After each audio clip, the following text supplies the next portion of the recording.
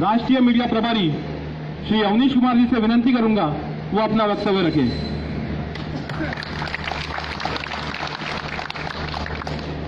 धन्यवाद साथियों। अवनीश भाई तुम आगे बढ़ो, हम तुम्हारे साथ हैं, भाई तुम आगे बढ़ो, हम तुम्हारे साथ हैं। हमारा नेता कैसा हो, अवनीश कुमार जैसा हो, हमारा नेता कैसा हो, अवनीश कुमार जैसा हो। साथियों, मैं तो कभी नेता बनने का सोचा भी नहीं था। जब कभी मुझे कोई नेता बोलता तो मुझे लग रहा कोई गाली दे रहा है। नेताओं ने ऐसी अपनी छवि बनाकर रखी है, तो मैं नेता हूं भी नहीं और बनना भी नहीं चाहता। मगर हमारे कहावत हमारे यहाँ जो नेतृत्व करेगा वो अपने आप नेता हो जाता है। साथियों, एक छवि ऐसी होनी चाहिए जब कोई नेता बोले तो सीना चौड़ा हो, मगर वो हालत आज की तारीख में नहीं। अगर होती तो हम आप यहाँ जमा नहीं होते। साथियों, यदि हम नेता बनके समस्या का सॉल्व करना चाहें, निजीकरण का, एनपीएस का, तो संभव नहीं है। देखना पीछे देखना। अगर आपको सॉल्व करना है या समस्या का हल करना है तो आपको क्रांतिकारी बनना होगा। ये आपको तय करना। ये कहना कि एनपीएस बंद हो जाए, निजीकरण बंद हो जाए, ये हर कोई बोल रहा है। वो भी बोल रहा है जिसने लागू करवाया। तो आप में और इसमें फर्क क्या है? फर्क यह है कि आप डीआरएम ऑफिस के पास बैठकर यह अधिकारी को बता रहे हैं कि इतना बड़ा जो हिस्सा है ये न तो कोई आईआरएफ का है, न तो कोई एनएफआईआर का है। वो हिस्सा है जो एनपीएस का विरोध करता है, वो हिस्सा है जो निजीकरण का विरोध करता है। साथियों, हम मानते हैं जिनको ये नैतिक जिम्मेदारी दी गई थी, जिसको हमने सबसे ज्यादा वोट दिया, सबसे ज्यादा नोट दिया और ये विश्वास दिलाया कि आप सरकार के सामने खड़ा रहो और तुम्हारे साथ पूरा जनता है, मगर वो बिचौलिया का काम करके पूरी तरह रेलवे को बेच रहा है आपके नजर के सामने। दोस्तों, यदि गुलामी और अन्याय के विरुद्ध लड़ते हुए अगर आपकी जान जाती है तो आपका आने वाला पीढ़ी आपका बदला जरूर लेगा। लेकिन अगर गुलामी अत्याचार सहते हुए मर जाते हैं तो आपका आने वाला पीढ़ी भी गुलामी करेगा। आपको तय करना है कि गुलामी चाहिए या कि बदले की भावना चाहिए।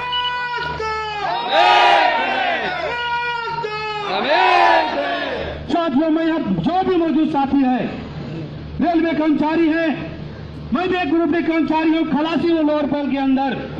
मैंने कभी जुआ नहीं खेला, मैंने कभी शेयर मार्केट में 1 रुपया नहीं लगाया। मैं मानता हूं रेलवे के अंदर जितने भी कर्मचारी हैं उनका मुश्किल से 1 से 2% लोग शायद कभी शेयर मार्केट में अपना पैसा लगाया हो। लेकिन जब आपसे ये कहा जाएगा जिस पर विश्वास करके आपने 60 साल नौकरी किया, आपका पैसा रख के जुआ खेल रहा है और ये कह रहा है कि आपका आने वाला भविष्य में मैं कितना आपको पेंशन दूंगा मुझे खुद पता नहीं है, तो बताइए आप बुढ़ापे तक इंतजार करेंगे मरने का? अरे बुढ़ापे में मरने से बढ़िया जवानी में इतना लड़ो, इस दर्द से लड़ो कि एक इतिहास बने और ये कहे कि एक पीढ़ी आया था जो सरकार को झुका कर रखा। साथियों, अभी इन्हें के बड़े बड़े लोग कहते कि सरकार बहुत ताकतवर आई है और कांग्रेस कुछ नहीं है उसके सामने। ऐसी बात नहीं है दोस्तों, कांग्रेस बहुत कुछ है, पर आपको सोचना पड़ेगा वो कुछ क्यों नहीं है। जब उसके पास सत्ता दिया गया था तो एक से एक घोटाले, एक से एक क्राइम करके अपना दामन इतना गंदा कर लिया था जो आज बीजेपी सरकार के सामने खड़ा कर यह नहीं बोल पा रहा है कि तुम चोर हो। वो कहता है तुम जैसे चोर बोलोगे तिहाड़ जेल खाली है। और आप उसी तरह मानता पार्टी यूनियन फेडरेशन आई यार भाई कोई नेता हो, जब वो कहता है कि भैया तुम 2 बंगला बम्बई में लेके बैठा है और रिटायर्ड है, तुम क्या कर रहे हो यहाँ, तो आपका एनपीएस भूल जाता है, आपका निजीकरण भूल जाता है। जिसको वोट देने का अधिकार नहीं है वो आपका नेता बन के बैठा है। तो बताओ, अगर बिल्ली को दूध की रखवाली दोगे तो दूध कितना सुरक्षित रहेगा? दोस्तों, अगर बिल्ली को दूध की रखवाली देंगे निश्चित तौर पर दूध को चट करेगा। आपको आपका अधिकार कैसे चट किया जा रहा है आप सामने देख के और बैठे हुए हैं और यह विरोध प्रदर्शन कर रहे हैं। अरे विरोध तो 2 बार आपको लड़नी होगी, आपको उनसे भी लड़नी पड़ेगी जो आपका अधिकार बैठकर बेच रहा है। जो गवर्नमेंट ये कहती है कि भाई आपने जिसको मान्यता दिलाया वो देखो हाँ भर रहा है, आप बताइए कौन सा बिक्री रेल का हुआ जिसमें माता पार्टी यूनियन फेडरेशन के नेता नहीं मौजूद है? आप मुझे बताएं। अगर वो है तो आप विरोध करने की ताकत क्यों नहीं पैदा कर पाते? अगर नहीं कर पाते तो मैं कहता हूं आपके मीटिंग बर्बाद है। आपको अगर एनपीएस दिया जा रहा है तो स्वेच्छा से एक्सेप्ट करो इसको। अगर नहीं कर सकते तो आपको रोड पर उतरकर पेट पर उतरकर तय करना पड़ेगा कि हमें गुलामी सहनी है या कि गुलामों के विरुद्ध आवाज उठानी। दोस्तों, अंग्रेज हजारों करोड़ों की संख्या में नहीं आता भारत में। यह देश 200 वर्षों से ज्यादा गुलाम रहा है। जब 200 वर्षों से गुलामी को छोड़कर आजादी पा सकता है तो क्या आप 70 साल में जो नई गुलामी प्रथा लाई जा रही है उसका विरोध नहीं कर सकते आप? या उससे गुलामी के विरुद्ध लड़ नहीं सकते आप? अगर लड़ सकते हैं तो आपको ये तय करना पड़ेगा। जो लोग यहाँ पे एफआईआर का झंडा क्यों नहीं पकड़ा हो उनसे पूछिए साहब कि आपको एनपीएस कैसी लगी। शादी जब करने गए थे तो रेलवे का ही नौकरी वाला चाहिए भैया, क्योंकि लाइफ सुरक्षित है। अगर उसका घर वाला को पता चले बुढ़ापा सुरक्षित नहीं है, बताओ शादी होगी? अरे भाई, प्यार किसी और से, शादी किसी और से नहीं चलेगा दोस्त। एक ही आवाज होना चाहिए। अगर मजदूर का अधिकार को छीना जाएगा तो उसे गर्दन में चढ़कर उसके बताया जाएगा वोट की कीमत क्या होती है। जब आप ये तय करोगे तो आपका कोई अधिकार छीनने का हिम्मत नहीं कर पाएगा। साथियों, अभी भीड़ कम हो सकती है, मैं मानता हूं कि अगर धारा के भी साथ आप चले तो बहुत तेजी से आप निकल जाओगे, लेकिन कभी कभी सरहद पार कर जाते हैं आप, और सरहद पार करने के बाद गुलाम बन जाते हैं। सिंधु नदी में उतरिए, आप धारा के साथ पाकिस्तान चले जाइए, वहां उम्र बीत जाएगी आजादी पाने में। अगर धारा के विरुद्ध चलना है, अगर आपके देश में वापसी चाहिए, देश के अंदर आजादी चाहिए, गुलामी के विरुद्ध आवाज उठाना है, पहले आपको अपना दामन साफ करना पड़ेगा। जैसा कि हमारे साथी ने पहले ही कह चुका है कि इस संगठन के अंदर कोई नेता नहीं है। दोस्तों, हो सकता है मेरे बात रखने का तरीके में अंतर आ सकता है, क्योंकि मैंने शुरू से ही कह दिया इसके अंदर कोई नेता नहीं है। इसमें जो भी है क्रांतिकारी है, जो बदलाव चाहता है। आप अपने आप को देखिए, जिस रेलवे का निजीकरण हो रहा है, लखनऊ से दिल्ली तक तेजस को भेज दिया गया। अरे भैया, वो उस लाइन में आप लखनऊ में जाके सामने खड़ा होइए, कोई भी महानगर के तरफ जाने वाली गाड़ी है, कैसे 150-2 किलोमीटर की कतार लगती है। सरकार को गरीब नहीं दिखता है। दोस्तों, 5% के अमीर लोग, आप बताइए लखनऊ से दिल्ली 1700 रुपए की टिकट क्यों कटा के जाएगा? क्योंकि देश के अंदर अंतर चाहिए। दो शिक्षा प्रणाली व्यवस्था देश के अंदर रखी गई। पहले शिक्षा को बेचा गया है निजी हाथों में। आज देखिए, एक बच्चे को पढ़ाने में पहले क्लास में 1.5 लाख भरना पड़ रहा है। जिसको 1.5 लाख बच्चा पैसा नहीं है वो बच्चे को कहां पढ़ा, ये तय करना आपको। एक तरफ सरकारी स्कूल से शिक्षक हटा दिए गए, दूसरे तरफ प्राइवेट स्कूल खोल दिए गए, आपको मजबूर किया गया आप प्राइवेट में पढ़ाओ। उसी ढंग से देश के अंदर रेलवे में वही होने वाला है कि तेजस की गाड़ी जो कहा जाता है लेट हुआ प्रति घंटा पैसे वापस होंगे, तो भैया इसमें ये कानून क्यों नहीं लागू किए आप?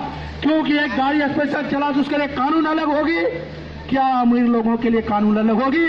उसी लाइन से राजधानी गुजरेगी, उसको साइड किया जाएगा। उसी लाइन से शताब्दी निकलेगी, उसको साइड किया जाएगा। सरकार को सिर्फ याद है कि भैया 1 घंटा लेट हो जाएगा तो हमको फाइन भरना पड़ेगा।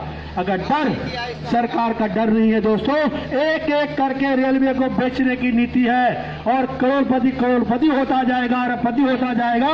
आप और हम बैठकर इसी जगह नेता की तरफ देखते रहेंगे, कुछ तो करेंगे, अरे कुछ नहीं करेंगे, चले जाएंगे धरती से, तभी कुर्सी छोड़ेंगे। आपको यह तय करना पड़ेगा उसे कुर्सी से हटाना है या ये गुलामी करना। धन्यवाद साथी, हमारे कई साथी हैं जो अपनी बात रखना चाहते हैं, उनकी बात को सुने। अपनी बात को विराम देता हूँ।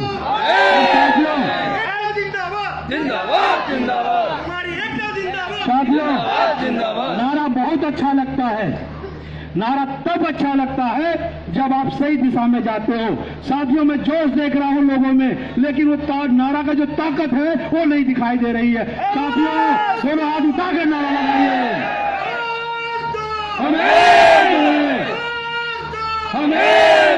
धन्यवाद साथियों, धन्यवाद। धन्यवाद अवनीश जी। साथियों, अपने आगे के वक्ता है अफरोज आलम जी। मुझे नहीं लगता इनके लिए किसी की परिचय की जरूरत होगी। पूरे मुंबई डिवीजन में और ऑल इंडिया में ट्रैकमैन के जो नेता है, जो पदाधिकारी है, उसमें अफरोज जी का नाम परिचित है। All India railway track maintainer union के सहायक महामंत्री और रेल मजदूर यूनियन के जोनल अध्यक्ष श्री अफरोज जी से मैं विनंती करूंगा वो सभी को संबोधित करें। धन्यवाद साथियों। मैं बहुत बड़ी बात नहीं कहूंगा और आप लोग सब पढ़े लिखे आज के डेट में आए हुए हैं। तो साथियों, एक शायर के साथ मैं अपनी वाणी को शुरू करता हूं कि एक खामोशी तुम्हें जीने नहीं देगा, एक खामोशी तुम्हें जीने नहीं देगा। अगर जीना है तो एनपीएस और निजीकरण के विरोध में कोहराम मचा दो। साथियों, ये निजीकरण और एनपीएस ये सियासत है। ये सरकार का मंशा जो है ना वो साफ नहीं है। सरकार का मंशा ये है कि तेजस चला करके लखनऊ से दिल्ली के बीच समय से चलाना है। अगर समय में लेट होती है तो उसे मुआवजा 250 रुपया दिया जाएगा पर घंटा। इसका मतलब है कि भारत एक गरीब प्रधान देश है, किसान प्रधान देश है, मध्यम वर्ग के लोग रहते हैं। इसका मतलब है कि उसकी गाड़ी को साइड की जाएगी और तेजस को आगे बढ़ाया जाएगा।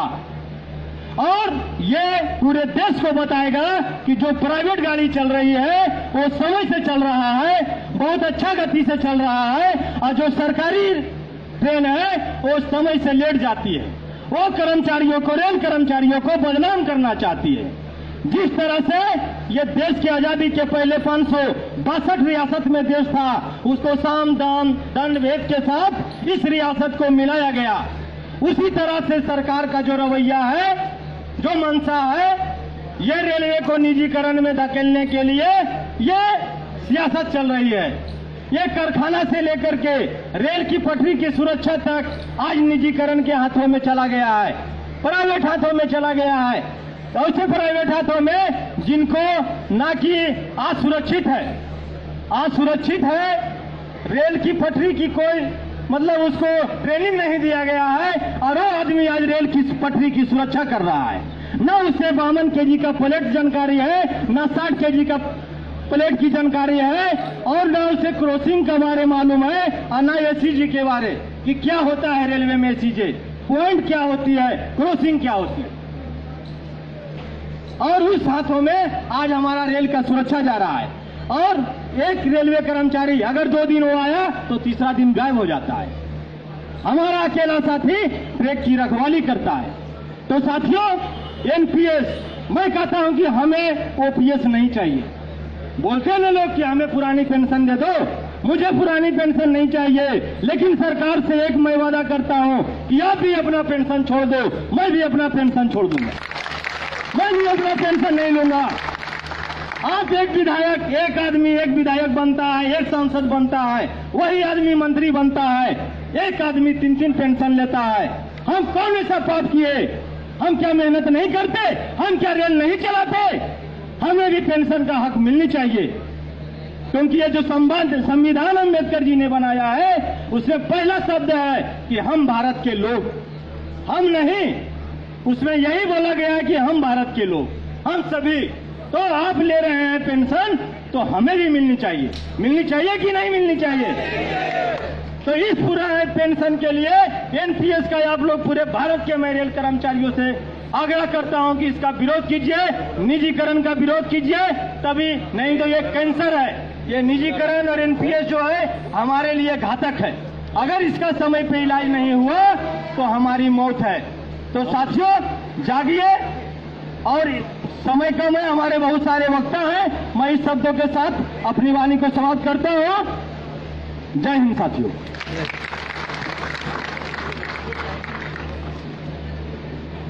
इसी के साथ मैं रेल मजदूर यूनियन का जोनल महामंत्री अरविंद सिन्हा जी को बोलूंगा 2 शब्द वार्ता करता हूँ। नमस्कार।